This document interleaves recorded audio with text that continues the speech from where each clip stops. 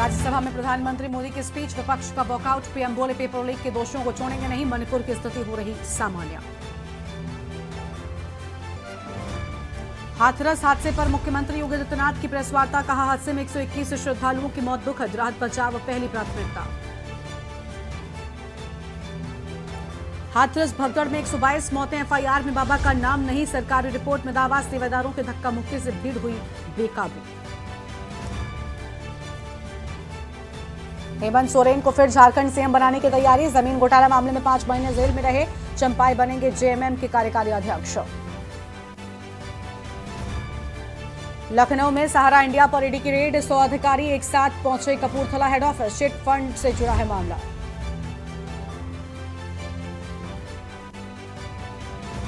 अयोध्या पहुंचे बिहार के deputy CM सम्राट चौधरी, 22 महीने बाद उतारा मुरेठा, सरयू में लगाई डुबकी, नीतीश को कुर्सी से हटाने का लिया था संकल्प। की न्यूज़, खबरों का सारथी। नमस्कार, देश की बात में आप सभी का स्वागत है। मैं हूं आपके साथ गरिमा वाजपेयी और मैनपुरी से शुरुआत करते हैं, जहां पर साकार हरि भोले बाबा के आश्रम को पुलिस ने घेर लिया है और CO Kurawali, CO Karhal, CO Bhogaon मौजूद हैं, एसएचओ दन्नाहर, एसएचओ कुर्रा, एसएचओ भोगांव, एसएचओ बेवर भी मौजूद। एक ट्रक पीएससी पुलिस लाइन से आश्रम पर मौजूद है और आपको बता दें कि आश्रम की ओर जाने वाले रास्ते को भी बंद कर दिया गया है। तो आश्रम की ओर जाने वाले रास्ते को भी बंद कर दिया गया है। बाबा के आश्रम में प्रवेश पुलिस ने पूरी तरीके से वाहनों का बंद कर दिया है और आने जाने वाले व्यक्तियों पर पूरी तरीके से नजर रखी जा रही है। फिलहाल किसी को भी नहीं आने दिया जा रहा है। बड़ी जानकारी आपको हम बता रहे हैं।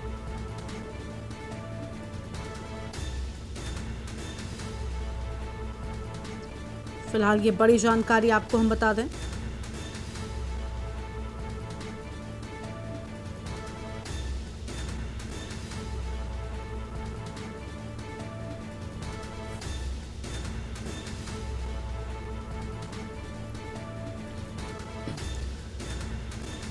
तो यह हम खबर आपको हम बता रहे हैं।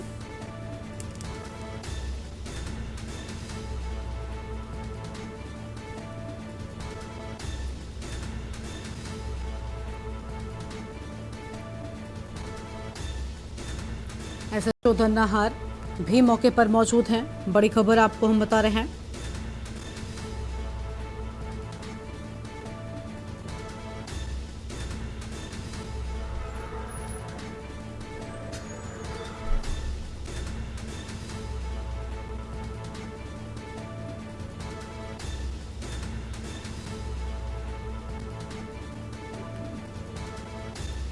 CO Kurawali, CO Karhal, CO Bhogaon भी मौजूद। बाबा के आश्रम में वाहनों का प्रवेश पूरी तरीके से पुलिस ने बंद कर दिया है। आम खबर आपको हम बता दें।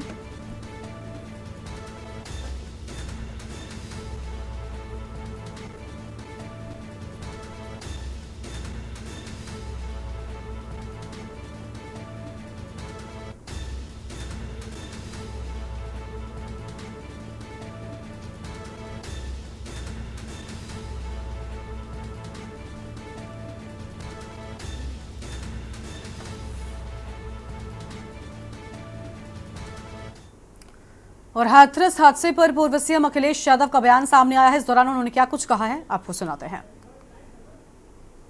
इसके लिए जितने भी बातें कही जाएं, हमें दुख है, हमारी पार्टी को दुख है और जिनके परिवार के सदस्यों की जान गई है, मैं उनके प्रति भी और उनको इस दुख के सहने की शक्ति मिले। जो हादसा हुआ है, पूरी सरकार की लापरवाही है, प्रशासन की लापरवाही है और ऐसा नहीं है कि उत्तर प्रदेश की सरकार और प्रशासन के लोग न जानते हों ये बातें कि जब कभी भी इस तरह के कार्यक्रम होते हैं, बड़ी संख्या में लोग आकर के शामिल होते हैं। जो जानकारी सरकार के पास थी, उसके बावजूद भी सरकार को जो इंतज़ाम करना चाहिए था, वो इंतज़ाम नहीं किया है। इस लापरवाही की वजह से जो जानें गई हैं, उसकी जिम्मेदार सरकार है। बहुत से लोगों की जान बच सकती थी, न समय पर गाड़ियों का इंतज़ाम करा पाए, एम्बुलेंस का इंतज़ाम करा पाए, और कोई अगर अस्पताल पहुंच भी गया, इलाज के लिए गया भी है, तो उसको भी वो पर्याप्त इलाज नहीं मिल पाया जो इलाज मिलना चाहिए था। ना ऑक्सीजन मिली, ना दवाई मिली, ना एम्बुलेंस मिली और ना कोई इंतज़ाम किया। इसके जिम्मेदार अगर कोई है तो भारतीय जनता पार्टी की सरकार जिम्मेदार है, जो बड़े बड़े दावे करती है। दुनिया में विश्व गुरु बन गए हैं, दुनिया में हम 5वीं अर्थव्यवस्था बन गए हैं, हम तीसरी अर्थव्यवस्था बनने जा रहे हैं। अर्थव्यवस्था का मायने ये है कि आप कोई भी इमरजेंसी में लोगों का इलाज नहीं करा पाओगे। किसी तरह की इमरजेंसी आ जाए तो उसमें आप लोगों की कोई सुविधा नहीं दे पाओगे। आप अस्पताल में ले जाएंगे तो खाली अस्पताल होंगे, ना दवाई होगी, ना इंतजाम होगा और ना ऑक्सीजन होगा। तो ये कैसी अर्थव्यवस्था है जो आप कहाँ पहुँचाना चाहते हो?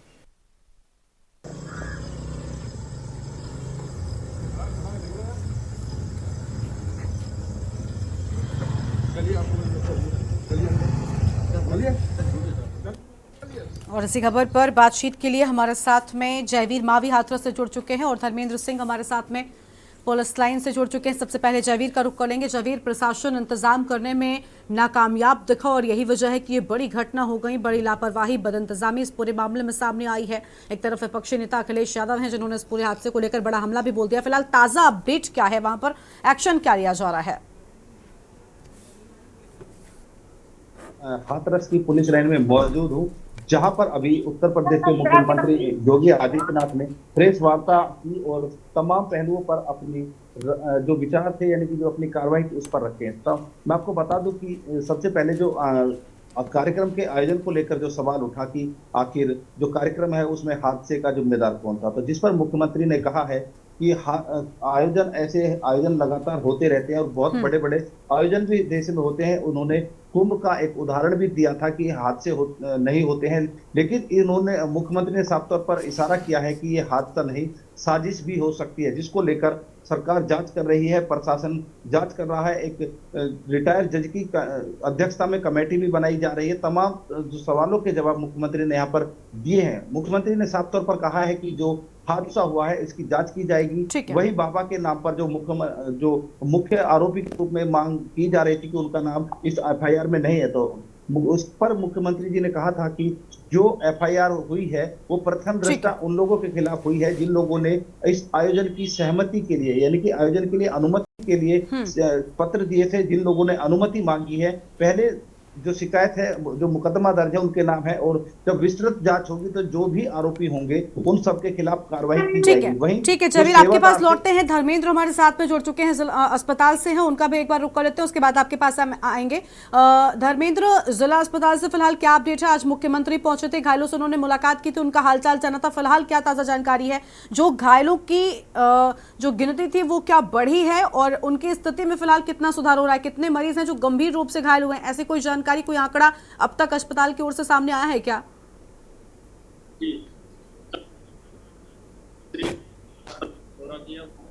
जो घायल हैं मुलाकात की, करीब 20 मिनट की मुलाकात उन्होंने की और लगभग 9 से 10 लोग यहाँ पर भर्ती हैं जो घायल हैं।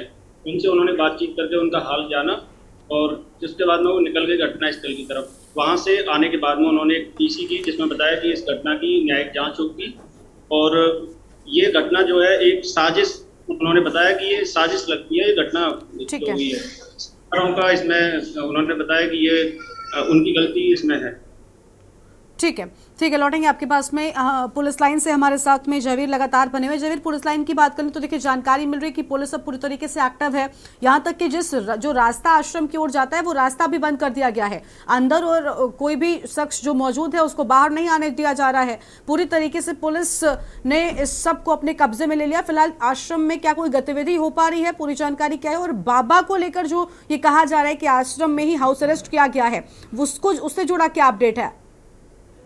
देखिए गरिमा, जैसे कि जो योगी आदित्यनाथ जी ने बताया कि जब वो हाथरस आए थे तो उन्होंने सबसे पहले अस्पताल का निरीक्षण किया, जो परिजन थे उनसे मुलाकात की, जो घायल लोग थे उनसे मुलाकात की। उसके बाद वो उस घटना स्थल पर भी गए हैं जहां पर यह घटना थी। हालांकि वहां पर बारिश थी, लेकिन उस बारिश के बीच भी योगी आदित्यनाथ जो मुख्यमंत्री है उन्होंने उस घटना स्थल का दौरा किया। मुख्यमंत्री जी का साफ तौर पर कहना था कि वो घटना स्थल पर केवल इसलिए गए थे कि वहां के जो फोटोग्राफ थे सब चीज उनके पास थी, लेकिन वो मौके का निरीक्षण खुद करना चाहते थे। और कहीं ना कहीं जो कार्यक्रम स्थल है उस पर पुलिस अब गंभीरता से जांच पड़ताल कर रही है। पुलिस के जो अधिकारी हैं वहां पर लगे हुए हैं और तमाम जो पहलू हैं, जैसा कि मैंने पहले भी कहा था कि मुख्यमंत्री ने साफ तौर पर इशारा किया है कि यह हादसा नहीं, साजिश भी हो सकती है, जिसको लेकर तमाम बिल्कुल बिल्कुल, जो मुख्यमंत्री ने कहा कि सबसे पहले इसकी जांच होगी कि यह हादसा है या फिर साजिश, उसके बाद ही इस पूरे मामले पर जो भी इसके लिए जिम्मेदार होगा उसे बख्शा नहीं जाएगा।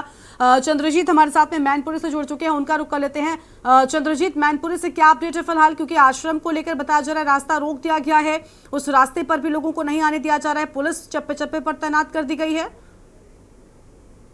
ये गर्मा आपको बता दें, अभी अभी जो ताजा अपडेट है वो ये है कि आज जो पुलिस फोर्स है बढ़ाया आश्रम को ठीक है चंद्रजीत आपको रोक रहे हैं, धर्मेंद्र के पास जाते हैं। धर्मेंद्र, क्या जानकारी है?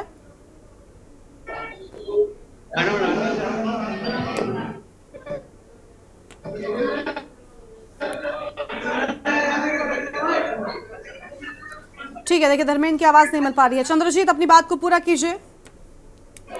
ठीक है, आपको बता दें कि जो मैनपुरी जनपद में है जो आश्रम है जो बना हुआ है बिस्वा के पास में, उसमें जो पुलिस बल है धीरे धीरे बढ़ाया जा रहा है। एक पीएससी की गाड़ी जो मौके पर पहुंचने वाली है बताया जा रहा है। और आपको बता दें बाबा का जो लोकेशन है वो अभी अंदर ही है। बाबा के अनुयायी से अभी एक जो कुछ देर पहले बात हुई थी तो उन्होंने बताया बाबा भी अंदर हैं। और आपको बताया साहगंज थाने में, आगरा के थाने में 2000 में एक मुकदमा दर्ज हुआ था। हो सकता है उसको लेकर मैनपुरी पुलिस उनकी गिरफ्तारी भी कर सकती है, ऐसा सूत्रों के द्वारा जानकारी मिली है। जी ठीक है, धर्मेंद्र के पास वापस चलते। धर्मेंद्र, पूरी जानकारी क्या है आपके पास? हम देख रहे हैं आप जहां पर मौजूद है वहां पर हलचल काफी तेज हो गई है।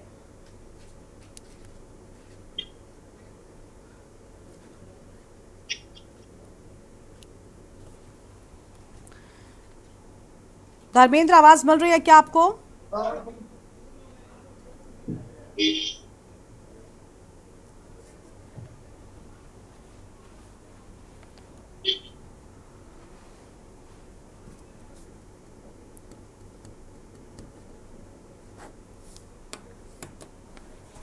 तो देखिए हाथरस हादसे को लेकर किस तरीके से यहाँ पर जो हलचल है वो तेज हो गई है और प्रशासन इंतजाम करने में पूरी तरीके से विफल रहा है। और अलग अलग जगहों पर हमारे साथ हमारे संवाददाता लगातार मौजूद हैं।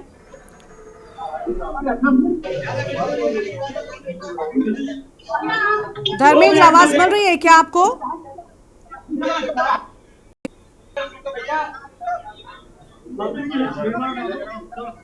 तो देखिए तस्वीरें आपको हम दिखाते हैं।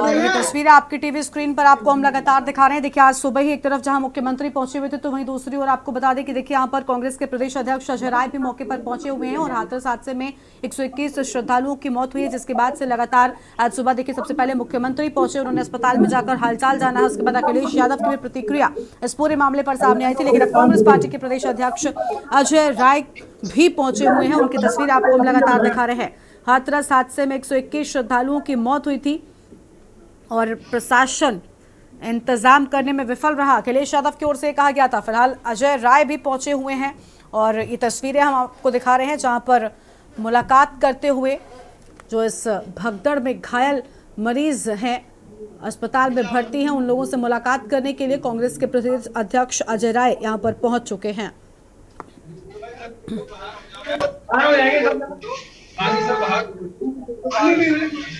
भाई आपसे रिक्वेस्ट है सबसे यार। हाथरस हादसे में 121 श्रद्धालुओं की जान गई।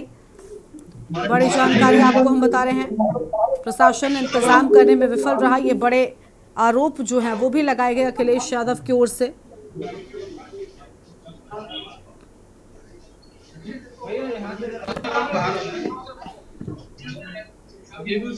हाथरस हादसे में 121 श्रद्धालुओं की जान चली गई, भगदड़ मची जिसमें कई लोगों ने अपनी जान गंवा दी। तो वहीं अभी भी कई लोग घायल हैं जिनका अलग अलग अस्पताल में इलाज जारी है। लेकिन हाथरस में जिला अस्पताल पहुंचे हैं कांग्रेस के प्रदेश अध्यक्ष अजय राय, लोगों से मुलाकात कर रहे हैं। जो लोग इस हादसे में घायल हुए हैं उनसे बातचीत कर रहे हैं, हादसे के बारे में जानकारी लेते हुए नजर आ रहे हैं प्रदेश अध्यक्ष अजय राय।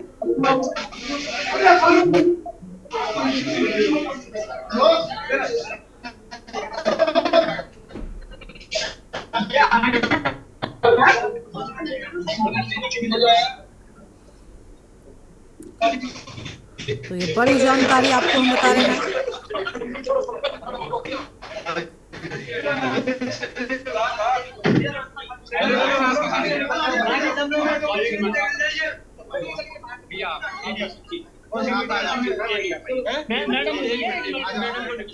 हाथरस हादसे में 121 श्रद्धालुओं की मौत हो गई।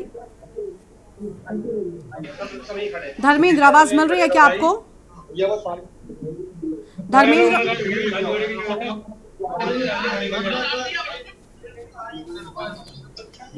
तो हाथरस हादसे में 121 श्रद्धालुओं की मौत की खबर सामने आई है और ये एक्सक्लूसिव तस्वीरें जहां पर कांग्रेस के प्रदेश अध्यक्ष अजय राय पहुंचे, उन्होंने घायलों से मुलाकात की है, उसकी तस्वीरें आपको हम लगातार दिखा रहे थे।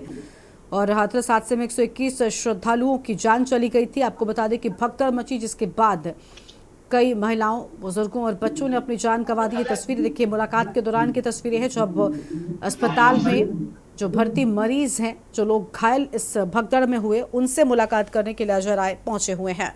एक्सक्लूसिव तस्वीरें के न्यूज इंडिया पर आपको हम दिखा रहे हैं। तो फिलहाल ये बड़ी जानकारी, जहां हाथरस हादसे में 121 श्रद्धालुओं की मौत हो गई।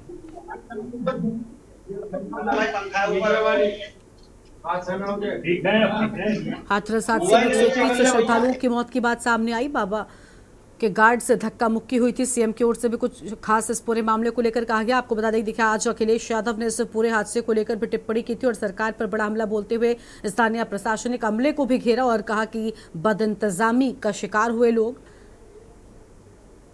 हालांकि जब मुख्यमंत्री पहुंचे, उन्होंने साफ तौर पर कहा कि पूरे मामले में जांच की जा रही है, जो भी दोषी होंगे उन्हें बख्शा नहीं जाएगा। तो ये बड़ी जानकारी आपको हम बता दें, अजय राय जिला अस्पताल पहुंचे हुए हैं। फिलहाल वहां से आपको हम तस्वीरें दिखा रहे हैं।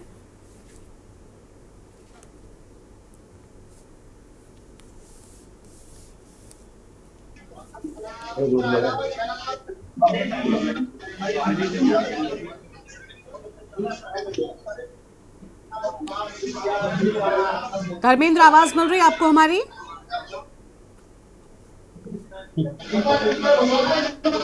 आराम से पूछो, हम बोल देंगे। देखिए तस्वीर आपके टीवी स्क्रीन पर। एक तरफ आश्रम को लेकर ये जानकारी मिल रही है कि आश्रम के गेट पर पूरी तरीके से पुलिस तैनात कर दी गई है। किसी भी बाहरी शख्स को अंदर जाने की इजाजत नहीं है और अंदर मौजूद शख्स में कोई भी बाहर नहीं जा सकता है। यानी पूरी तरीके से पुलिस के निगरानी में आश्रम, और बताया जा रहा है कि जो भक्त यहाँ पर मौजूद थे, फिलहाल वो भी पूरी तरीके से पुलिस की गिरफ्त में ही है, या कह सकते हैं कि हाउस अरेस्ट है। और इस आश्रम में पूरी तरीके से आने जाने पर रोक लगा दी गई है। जयवीर मावी हमारे साथ में लगातार हाथरस पुलिस लाइन से बने हुए हैं। जयवीर का एक बार फिर से रुक कर लेते हैं। जयवीर, क्या अपडेट है फिलहाल? क्योंकि अभी देखिए अजय राय पहुंचे हुए थे अस्पताल, उन्होंने भी लोगों से हालचाल जाना है। अब राजनीतिक दलों के लोग भी यहाँ पर पहुंच रहे हैं लगातार। देखिए गरिमा, जाहिर सी बात है कि इस हादसे को विपक्ष भी कहीं ना कहीं मुद्दा बनाना चाहता है। विपक्ष के जो नेता हैं, चाहे अखिलेश यादव हो, चाहे अब कांग्रेस के जो प्रदेश अध्यक्ष हैं अजय राय, हाथरस पहुंचे हैं और पीड़ितों से मिल रहे हैं। उनसे तमाम तरह के जिस तरह की ये तस्वीरें हमने आपको दिखाई हैं, तस्वीरों में आपने देखा कि किस तरह अजय राय वहां पर पहुंचे, अपने जो उनके कार्यकर्ता है उनके साथ है। तो कहीं ना कहीं विपक्ष इस मुद्दे को अब गर्म यानी कि हॉट करना चाहता है और इस मुद्दे पर सरकार को घेरना चाहता है। वहीं जो मुख्यमंत्री, उन्होंने साफ तौर पर विपक्ष पर निशाना लगाते हुए कहा था कि जो बाबा है, उनकी अगर तस्वीरों की बात की जाए, उनके अगर पिछले इतिहास की बात की जाए, तो उनके जो संबंध है वो इन्हीं लोगों के साथ है जो आज सरकार पर सवाल उठा रहे हैं। ऐसा हम नहीं कह रहे, ऐसा उत्तर प्रदेश के मुखिया योगी आदित्यनाथ ने अपने बयान में कहा था। तो कहीं ना कहीं अब ये लड़ाई साजिश, जिस तरह से उत्तर प्रदेश के मुखिया ने कहा, तो कहीं साजिश या हादसा, इस तरह के सवाल पर सरकार जो है अपना बचाव कर रही है। वहीं विपक्ष जो है इस मामले को सरकार की नाकामी बताकर सरकार को घेरने का लगातार प्रयास कर रहा है। हालांकि अब राजनीतिक दलों की बात करें, राजनीतिक दलों का जिस तरह से सरकार पर हमला है, वहीं सरकार पूरी तरह से इस मामले को लेकर जिस तरह से जो फूक फूक कर कदम रख रही है, जिस तरह से चाहे वो बाबा के नाम के एफआईआर की मामला शुरुआत के दौर क्या हो या फिर अन्य किसी मुद्दे पर भी, क्योंकि सरकार ने साफ तौर पर स्पष्ट कर दिया है, मुख्यमंत्री ने आज प्रेस वार्ता के दौरान, कोई भी आरोपी किसी भी सूरत में बच नहीं पाएगा, चाहे वो कितना भी रसूखदार हो। तो कहीं ना कहीं जिस तरह से जो मुख्यमंत्री ने जिस तरह घटनास्थल का दौरा किया, अस्पताल का निरीक्षण किया, घायलों को मुआवजे की बात की, वहीं उत्तर प्रदेश के मुखिया योगी आदित्यनाथ ने साफ तौर पर कहा कि जो इस हादसे में मारे गए हैं उनके बच्चे जहां पर पढ़ रहे होंगे उनको भी सरकार सुविधाएं देगी। उनकी पढ़ाई के लिए भी कहीं ना कहीं आश्वासन एक तरफ से दिया गया, वहीं केंद्र सरकार और राज्य सरकार दोनों की तरफ से मिलाकर 4 लाख रुपए का प्रत्येक मृतक को मुआवजा भी बताया गया। तो कहीं ना कहीं जिस तरह से अब इस आरोप प्रत्यारोप के दौरे के साथ जो जांच की बात की जा रही है, जिस तरह से सरकार का साफ तौर पर कहना है कि इस मामले की जांच की जाएगी और जांच के बाद आरोपियों को बख्शा नहीं जाएगा, तो कहीं ना कहीं जिस तरह से बुलडोजर बाबा के नाम से उत्तर प्रदेश के मुखिया मशहूर हैं, तो बिल्कुल अब क्या कुछ एक्शन ले आता है देखना बहुत अहम होगा। ठीक है, धर्मेंद्र का एक बार फिर से, धर्मेंद्र आवाज मिल रही है क्या आपको हमारी? बिल्कुल धर्मेंद्र, अभी अजय राय ने रुख किया अस्पताल में जाकर मुलाकात की है जो गंभीर रूप से घायल मरीज थे या फिर जो इस घटना में घायल हुए हैं, क्या कुछ उस दौरान और कुछ निकलकर सामने आया, क्या कुछ कहा गया उनकी ओर से? अभी कुछ देर पहले ही वो जिला अस्पताल में पहुंचे हैं और उन्होंने घायलों से मिलकर उनका हालचाल जाना है। और जो पहला प्रतिनिधिमंडल है किसी भी पार्टी का जो प्रदेश स्तर से यहाँ पे पहुंचा है, अभी वो थोड़ी देर में मीडिया से भी बातचीत करेंगे, क्या कहते हैं वो आगे बताएंगे।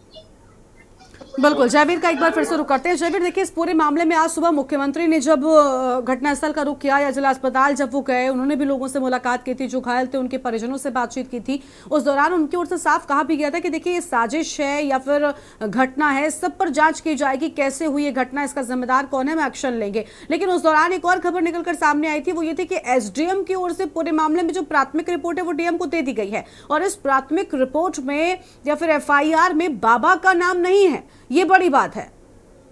देखिए, जैसा मैंने कहा है कि मुख्यमंत्री ने इस सवाल का जवाब देते हुए कहा था कि जो बाबा का नाम इसलिए नहीं है कि जो पहले दृष्टिकोण में जो प्रथम सूचना है, जो मुकदमा दर्ज कराया गया है, उसमें जो आयोजन करता थे, जिन लोगों ने इस आयोजन की अनुमति मांगी थी, उन लोगों के खिलाफ मुकदमा दर्ज कराया गया है। वहीं जब जांच आगे बढ़ेगी तो जांच के बाद जो लोग दायरे में आएंगे उन सभी को उस जांच में शामिल किया जाएगा और जैसे जैसे जांच आगे बढ़ेगी और जो इस मामले में आरोपी होंगे उनको किसी भी सूरत में बख्शा नहीं जाएगा। तो कहीं ना कहीं योगी आदित्यनाथ ने अपने इरादे स्पष्ट तौर पर साफ कर दिए हैं कि जो इस मामले के आरोपी हैं उन आरोपियों को बख्शा नहीं जाएगा। वहीं मुख्यमंत्री ने साफ तौर पर जो बाबा के सेवादार थे उन पर आरोप लगाते हुए कहा कि जब आयोजन कार्यक्रम खत्म हो चुका था और बाबा वहां से निकल चुके थे, उसके बाद जो भीड़ हुई थी उसमें कहीं ना कहीं जो सेवादार थे उनकी भी भूमिका इस मामले में संदिग्ध रही है। उन सेवादारों ने ही पब्लिक को शुरुआत में धक्का दिया, जिसके कारण भगदड़ मची और यह हादसा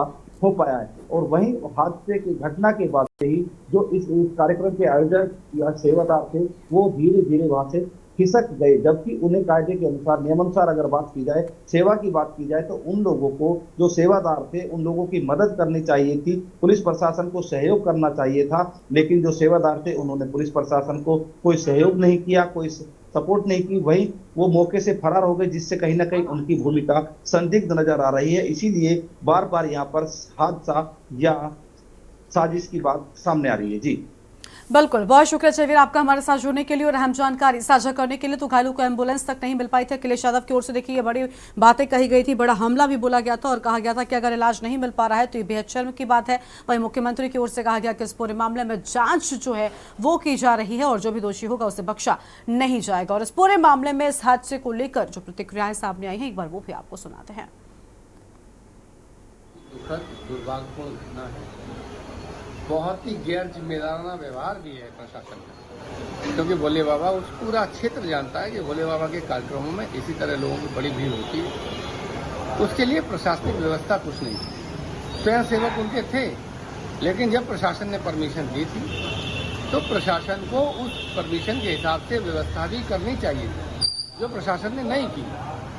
लोगों का ठीक से आना और ठीक से जाने की व्यवस्था सुनिश्चित करनी चाहिए थी।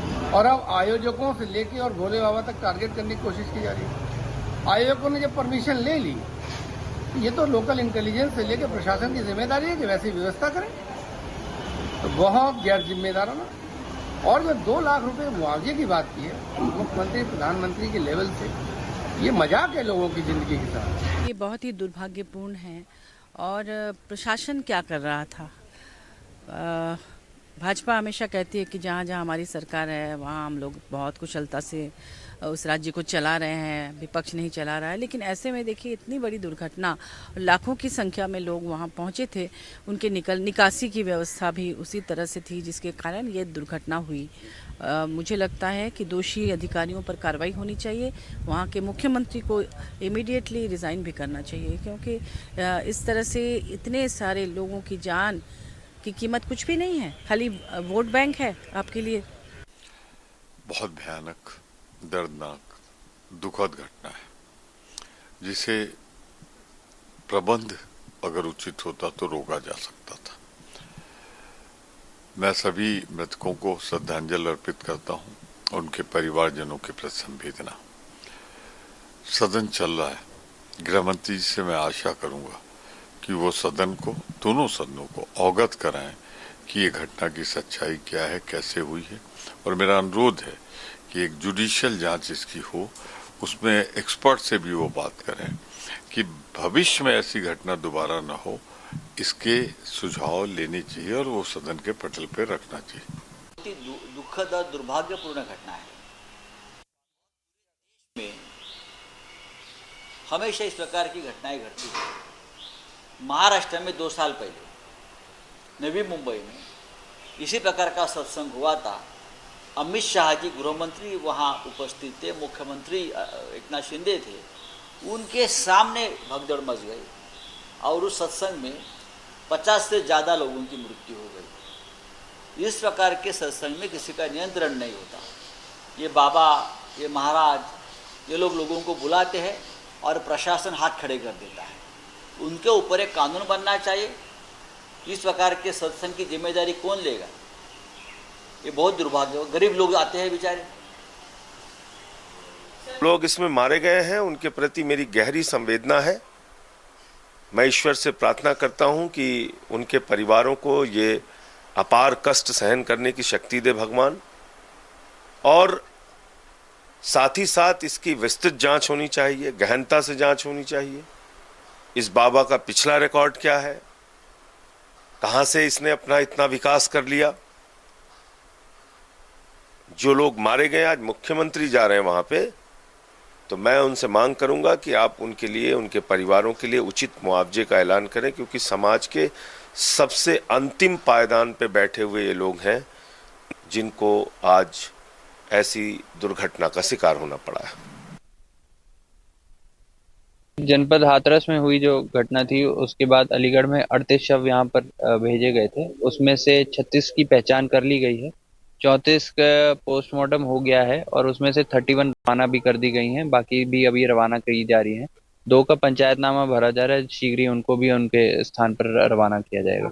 यहाँ 32 डेड बॉडी हैं और 9 लोग यहाँ पे इंजर्ड हैं, जिनमें एक पुलिस का सिपाही भी है, लेडी। बहुत ख़राब है और बहुत दुखद स्थिति है। मैं तो खुद स्तब्ध हूँ, क्योंकि जब हमें पार्लियामेंट में पता चला तो फिर हम पार्लियामेंट ख़त्म कर सीधे इधर ही के लिए निकल गए। यहाँ पर हमारे पार्टी के सब लोग, वरिष्ठ लोग जो आसपास के ज़िलों से थे, सब लोग आ गए और सभी लोगों को इस वक्त एक ही चीज़ पर फोकस है कि रिलीफ कैसे दिया जा सकता है, सहायता कैसे दी जा सकती है। जो मृतकों के परिजन हैं, उन परिजनों के साथ अपनी संवेदनाओं को कैसे हम लोग व्यक्त कर सकते हैं। अभी जितने यहाँ मृतकों के परिवार हैं वो सदमे में हैं। बहुत सारी डेड बॉडीज ऐसी हैं जो आइडेंटिफिकेशन नहीं हो पा रहा है। अलग अलग आसपास कासगंज में और अलीगढ़ में और आगरा में भी शायद डेड बॉडीज को भेजा गया। वर्तमान में हम लोग एएमयू के जेएनएमसी मेडिकल कॉलेज में है। जो हाथरस में जो दुखद घटना हुई है उससे 3 घायल अभी वर्तमान में इमरजेंसी में उनके उपचार चल रहा है और उसमें से 2 लोग स्टेबल हैं और एक की कंडीशन थोड़ा क्रिटिकल है। तो अभी हॉस्पिटल एडमिनिस्ट्रेशन से बात हुई है और उनको आईसीयू में शिफ्ट करने की प्रक्रिया अभी चल रही है। एएमयू एडमिनिस्ट्रेशन की तरफ से भी उनके रजिस्ट्रार और उनके वीसी और सीएमएस उनके द्वारा भी और हमारे और पुलिस अधीक्षक के द्वारा भी यहाँ के सिचुएशन को मॉनिटर कर रहे हैं और भी यदि यहाँ पे घायल रेफर होके आएंगे तो उसके पॉइंट ऑफ व्यू से तैयारी सुनिश्चित करने के लिए यहाँ पे संबंधित लोगों को निर्देशित किया गया है। और जो मृतकों की टोटल 23 डेड बॉडीज अभी तक आ चुके हैं 15 यहाँ पे AMU JNMC मेडिकल कॉलेज में, 6 मलकान सिंह में और 2 PM हाउस में आ चुके हैं। शाम को मेरे पास आगरा मंडल के अपर निदेशक का फोन आया मेरे पास और उन्होंने 100 वाहन भेजने के कहा कि वहाँ पे बात करके एटा या हाथरस भेज दिया जाए। तो 100 वाहन मैंने भेज दिया और उन्होंने कहा कि यहाँ पे चिकित्सकों की टीम और हॉस्पिटल को अलर्ट मोड पे रखा जाए।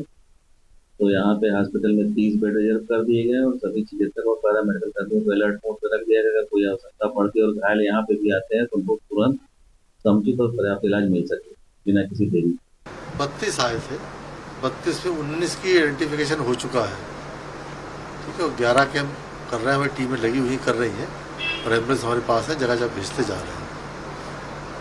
सभी के पोस्टमार्टम यही होंगे या फिर कहीं दूसरी जगह? नहीं, आगरा में भी हो रहा है, एटा में भी हो रहा है और कासगंज में 5 बॉडी गई है, अलीगढ़ में 4 जगह। बाकी अगर घायलों की बात करें या फिर किस तरीके की सुविधाएं यहाँ पे अभी मिल रही हैं उनको, कोई किसी तरीके की? भाई यहाँ 35 घायल आए थे, वहाँ से 35 घायल आए थे, 16 डिस्चार्ज हो गए, ठीक है। 11 यहाँ मरीज से भर्ती है, ठीक है, सब स्टेबल है, कोई सीरियस नहीं। और इस घटना के बाद से कई सारे सवाल हैं जो लोगों के मन में उठ रहे हैं। 5 बड़े सवाल जो इस घटना के बाद हुए और वो ये कि सत्संग में आखिर भीड़ कैसे बेकाबू हो गई। और सबसे पहले आपको हम बताते हैं कि आखिर भगदड़ क्यों होती है। देखिए, एक आंकड़े के मुताबिक आस्थावान लोगों पर देश में कोई रोक टोक नहीं है और एनसीआरबी के आंकड़ों के मुताबिक अगर हम बात करें तो साल 2000 से लेकर 2013 तक लगभग 2000 लोग मारे गए, ये आंकड़े हैं। और ये सभी लोग भगदड़ में मारे गए हैं। तो धार्मिक आयोजनों में ही भगदड़ क्यों, ये एक बड़ा सवाल है। क्योंकि आपको बता दें कि IJDRR 2023 की रिपोर्ट के मुताबिक भारत में 79% लोग भगदड़ धार्मिक सभाओं और तीर्थ यात्राओं में बताया जा रहा है कि होती। भारत और विकासशील देशों में भीड़भाड़ से जुड़ी अधिकांश दुर्घटनाएं धार्मिक स्थलों पर होती हैं, ये आंकड़े कहते हैं। और ये एक खतरनाक ट्रेंड है।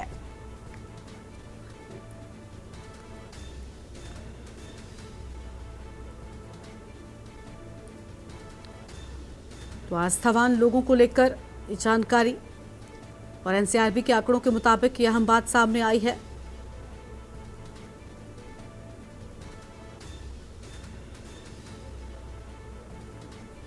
भीड़ काबू करने में प्रशासन पूरी तरीके से फेल हुआ और हादसे के बाद ये सवाल उठ रहे हैं कि आखिर प्रशासन क्यों फेल हुआ भीड़ को काबू कर पाने में, और मौत की भगदड़ का जिम्मेदार आखिर कौन है, ये बड़ा सवाल है जो लगातार लोगों के मन में उठ रहा है। और सत्संग में भीड़ कैसे बेकाबू हो गई, ये भी बड़ी बात है।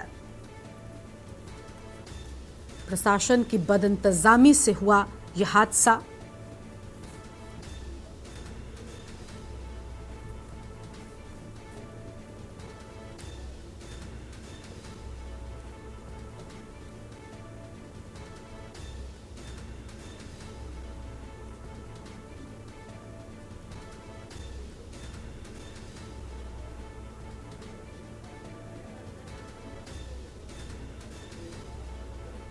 तो ये बड़े सवाल जो लगातार इस घटना के बाद से उठ रहे हैं कि आखिर ऐसा क्यों हुआ।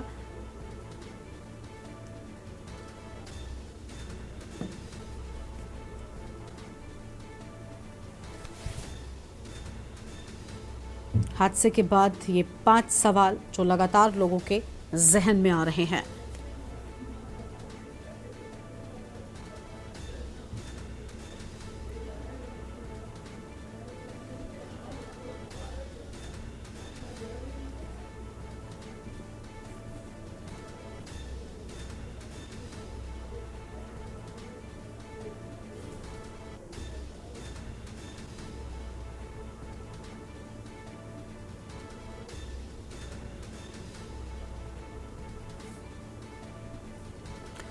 तो देखिए, जिस बाबा के आश्रम में, जिस बाबा के कार्यक्रम में ये भगदड़ हुई, उनके बारे में भी आपको हम बताते हैं। आध्यात्मिक जीवन में आने के बाद अपना नाम बदला था, नारायण साकार विश्वहरि, सूरजपाल से बदलकर नारायण साकार विश्वहरि रख लिया।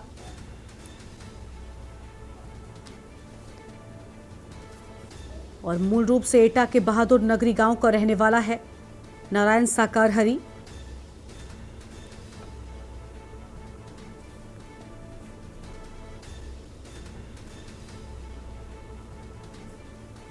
और उच्च शिक्षा के बाद गुप्तचर विभाग की नौकरी कर ली और इसके बाद आध्यात्म जीवन से जुड़ाव हुआ, जिसके बाद आध्यात्म की तरफ मुड़ गया। काफी समय नौकरी के बाद में आध्यात्म की ओर रुख किया।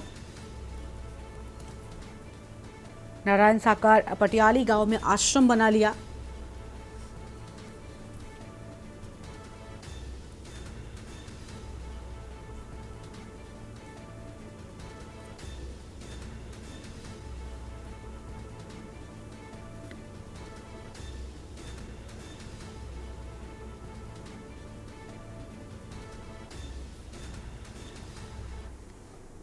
और अगली खबर आपको बुलंदशहर से बताते हैं, जहां पर हाथरस में हुई इस भगदड़ में बुलंदशहर की भी 5 महिलाओं की मौत की बात सामने आई है। तो बड़ी जानकारी आपको हम बता रहे हैं, जहां पर बुलंदशहर की भी 5 महिलाओं की जान चली गई इस हादसे में।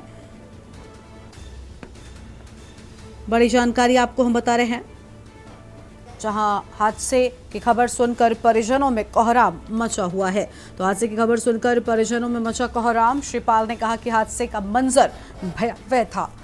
बुलंदशहर से खबर, हाथरस हादसे में बुलंदशहर की 5 महिलाओं की मौत हो गई।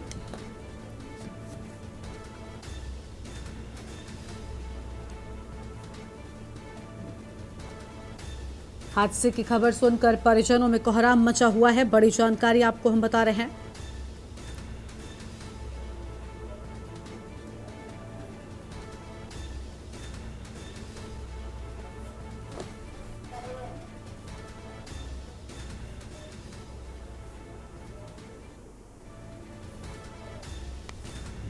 तो ये बड़ी जानकारी आपको हम बता दें।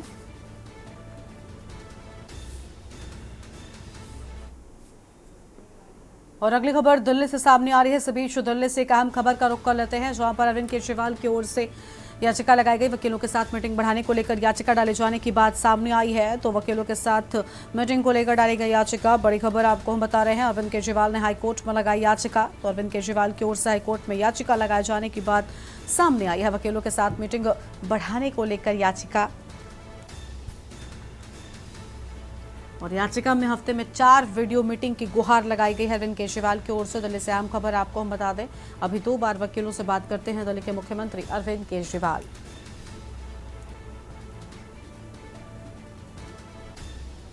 दिल्ली से खबर आपको हम बता रहे हैं, जहां पर वकीलों के साथ मीटिंग बढ़ाने को लेकर याचिका लगाए जाने की बात सामने आई है। और याचिका में हफ्ते में 4 वीडियो मीटिंग को लेकर अहम जानकारी आपको बता दें, अभी 2 बार वकीलों से बात करते हैं अरविंद केजरीवाल। और दिल्ली से अहम खबर, अरविंद केजरीवाल ने हाईकोर्ट में लगाई याचिका। बड़ी जानकारी आपको हम बता रहे हैं। और वकीलों के साथ मीटिंग बढ़ाने को लेकर याचिका लगाए जाने की बात सामने आई है। याचिका में हफ्ते में 4 वीडियो मीटिंग की गुहार अरविंद केजरीवाल की ओर से लगाई गई है।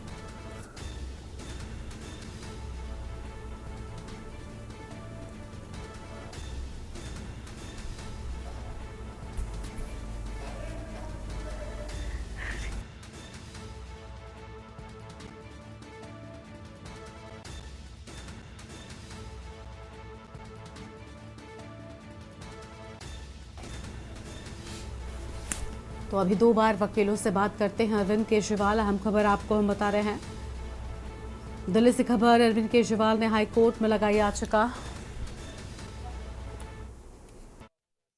बढ़ते हैं खबरों की ओर। आपको बता दें कि अगली खबर का रुख करते हैं लखनऊ से, जहां पर लखनऊ से खबर का रुख करते हैं। सरकारी सीएनजी बस में लगी भीषण आग, बस में बैठे यात्रियों ने कूदकर बचाई अपनी जान। आसपास के लोगों ने बस के जलने का वीडियो बनाया है। ठाकुरगंज के बालागंज चौराहे के पास की ये पूरी घटना बताई जाती है।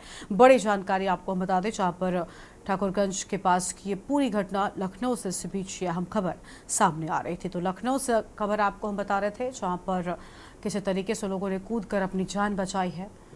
ठाकुरगंज के बालागंज चौराहे के पास की ये पूरी घटना है।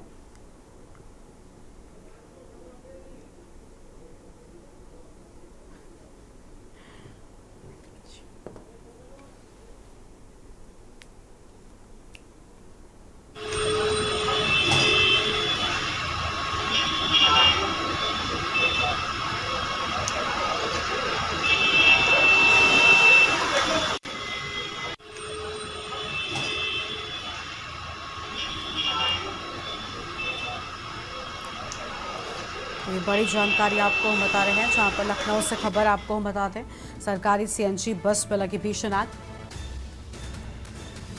लखनऊ से खबर, बस में बैठे यात्रियों ने कूदकर बचाई अपनी जान और आसपास के लोगों ने बस के जलने का बनाया वीडियो। तो आसपास के लोगों ने बस के जलने का वीडियो बनाया। ठाकुरगंज के बालागंज चौराहे के पास की ये पूरी घटना है। और आपको बता दें कि आज कांग्रेस के प्रदेश अध्यक्ष अजय राय भी अस्पताल पहुंचे थे। क्या कुछ कहना सुना? एक व्यक्ति चला गया, घर का व्यक्ति, वो निश्चित तौर से बहुत बड़ी हानि हुई है।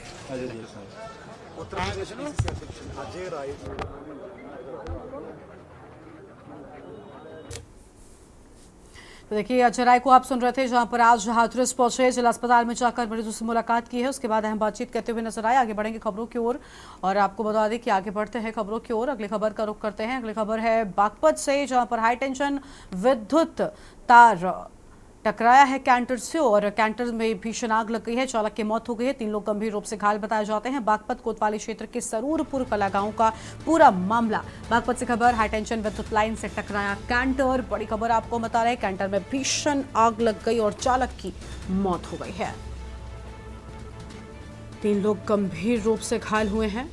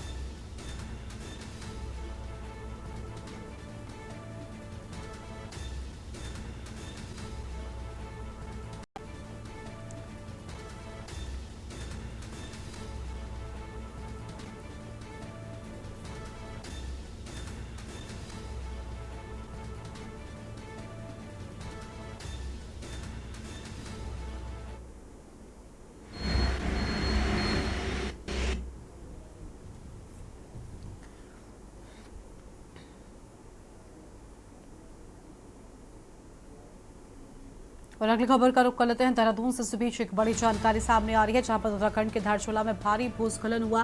देहरादून से बड़ी जानकारी आपको हम बता दें, धारचूला में भारी भूस्खलन। कैलाश मोटर मार्ग पर भूस्खलन की भयानक तस्वीर सामने आई है। तो कैलाश मोटर मार्ग पर भूस्खलन की भयानक तस्वीर सामने आई है। बड़ी खबर आपको हम बता रहे हैं, बारिश के साथ भूस्खलन की डराने वाली तस्वीरें सामने आई हैं। तो बारिश के साथ में भूस्खलन की डराने वाली तस्वीरें उत्तराखंड के धारचूला में भूस्खलन की बात सामने आई है। बड़ी जानकारी आपको हम बता रहे हैं।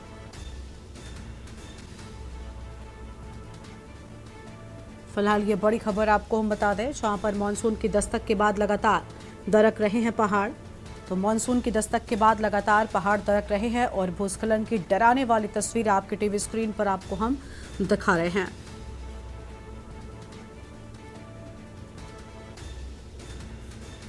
कैलाश मोटर मार्ग पर भूस्खलन की भयानक तस्वीरें सामने आई हैं। बड़ी जानकारी आपको हम बता दें,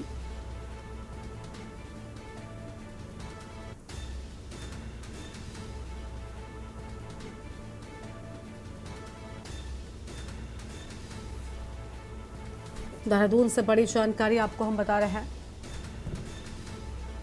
और कैलाश मोटर मार्ग पर भूस्खलन की भयानक तस्वीरें सामने आई हैं और इन तस्वीरों को आप देख सकते हैं कि किस तरीके से यहाँ पर दरकते पहाड़ नजर आ रहे हैं। पूरी की पूरी जमीन यहाँ पर खिसक गई और किस तरीके से नीचे गिरते हुए नजर आई। तस्वीरें वाकई भयावह तस्वीरें सामने आई हैं। तस्वीर आपको हम दिखा रहे हैं, धारचूला में भारी भूस्खलन की तस्वीरें। वीडियो बन गई वीडियो।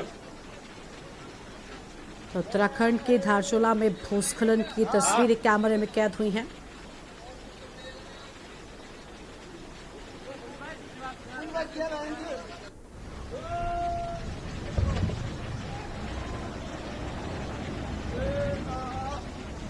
उत्तराखंड के धारचूला में भारी भूस्खलन हुआ।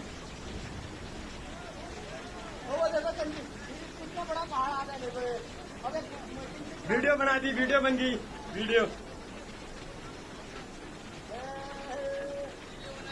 हाँ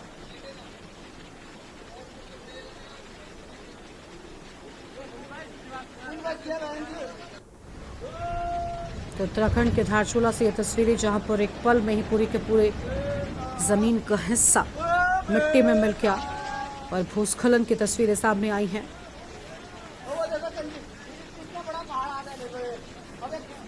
वीडियो बना दी, वीडियो बन गई, वीडियो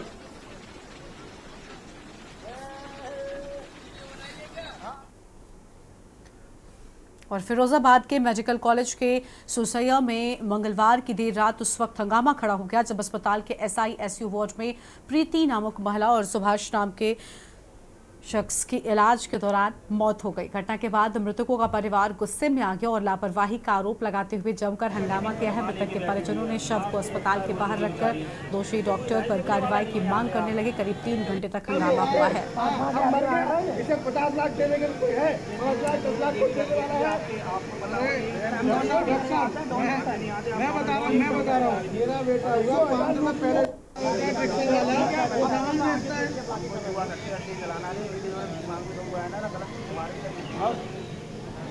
साल के कार्यकाल का कोई थाना इंचार्ज बता दे, कोई ये बता दे कि गलत अनैतिक जवाब बनाए हो, जो पब्लिक के काम हुए वही नहीं रहा तो आपकी जरूरत क्या है।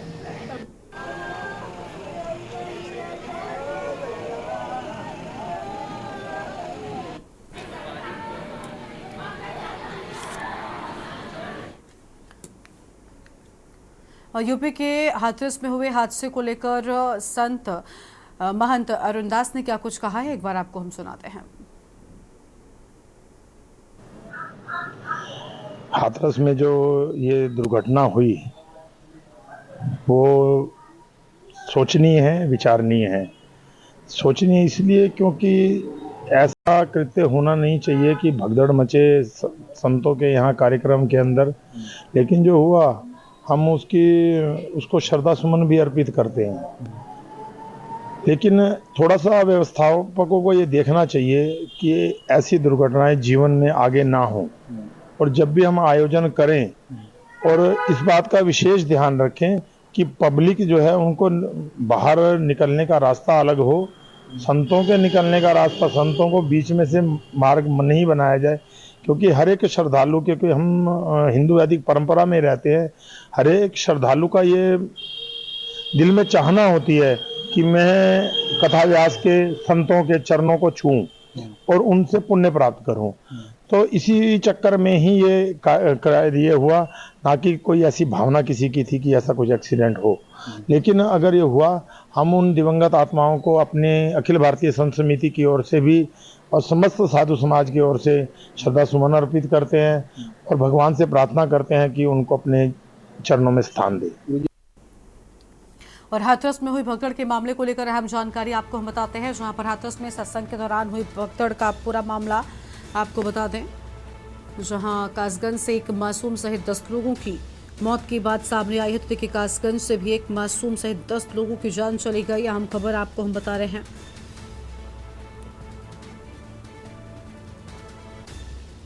घरों में शव पहुंचते ही कोहराम मच गया। बड़ी खबर आपको हम बता दें तो घरों में शव पहुंचते ही मचा कोहराम।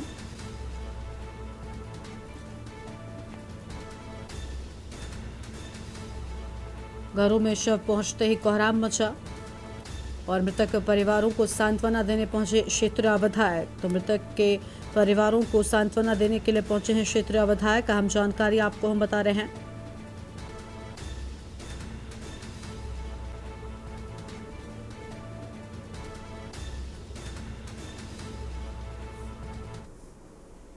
हमें तो घुस ही ना है, हमें तो एक पुलिस वाले भैया आए, उन्होंने गोद में लेके और 2 साइकिल नहीं मोटरसाइकिल पर बैठा रहे, वो पानी पत्ता डालता रहे।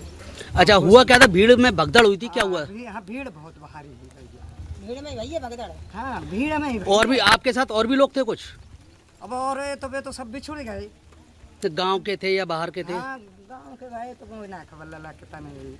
अब गाड़ी तो गई, मतलब 2 टेम्पो गई भरी।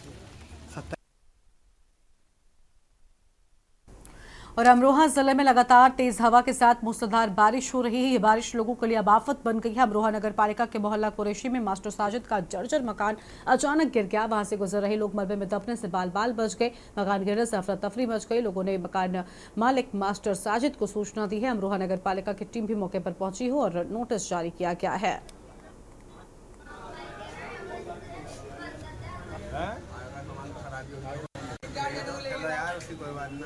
पुराना मकान था, कई दिन से हम कह रहे थे मकान मालिक से मकान गिरने वाला है, लेकिन वो सुनवाई नहीं कर रहा था। अचानक बारिश हुई सुबह, तो इस वजह से मकान गिर गया। हम अब बताओ क्या करें। हमारी दुकान सामने है, हमारे कस्टमर भी आते हैं, सब काम करते हैं। हमारी लेबर थी, सब काम करते हैं। मेरे 2-4 लेबर काम करते हैं, लेकिन हम क्या करें। मकान गिर गया।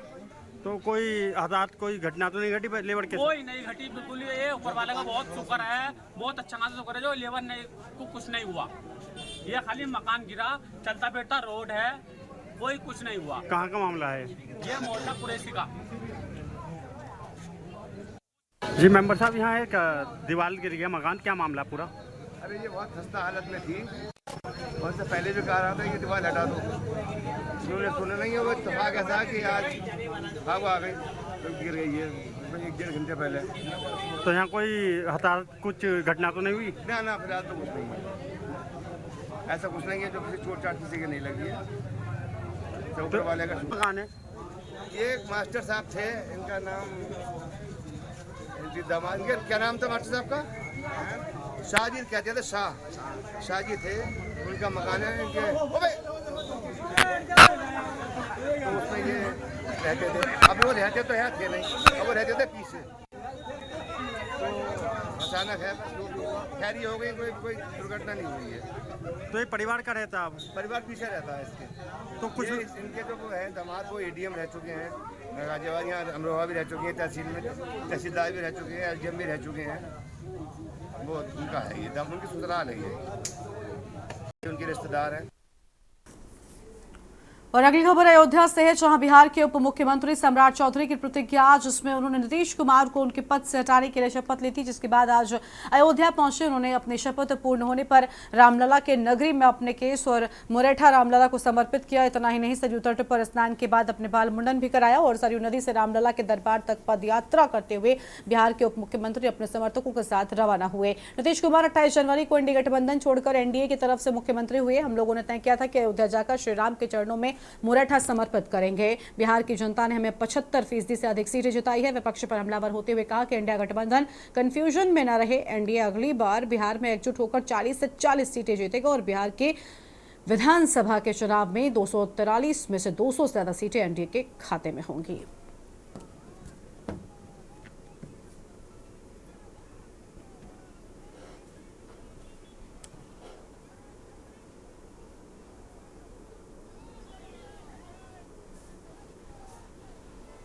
भगवान राम के चरणों में अपना मुरैठा उनके समर्पण करने आया हूं। और पिछले 2 साल से हम लोग लगातार बिहार में एक अभियान चलाकर इंडी गठबंधन के सरकार को हटाना था और आदरणीय नीतीश कुमार जी ने 28 जनवरी को वो गठबंधन छोड़कर हमारे साथ मुख्यमंत्री हुए और हम लोग मुख्यमंत्री बनाने के बाद ये हम लोगों ने तय किया कि अयोध्या जाकर प्रभु श्री राम के चरणों में इसको समर्पित करने का काम करूंगा। और इस बुलेटिन में फिलहाल इतना ही। तमाम खबरों के लिए आप देखते रहिए के न्यूज़ इंडिया। नमस्कार।